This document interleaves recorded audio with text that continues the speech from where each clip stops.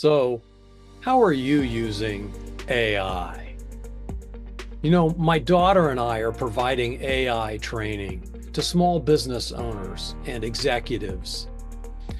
And one of the interesting things about how to use AI to solve problems is you can ask AI, how should I use AI to solve this problem?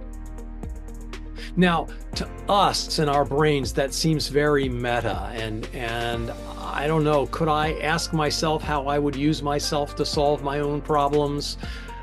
Probably not. But you can do that with ChatGPT or Copilot or Claude or whatever generative AI program that you use. So there are lots of creative ways to use AI. And we here at Profit Minds are dedicated to helping small businesses do things better, easier, faster with AI. So if you want to talk more, give us a call. Thanks.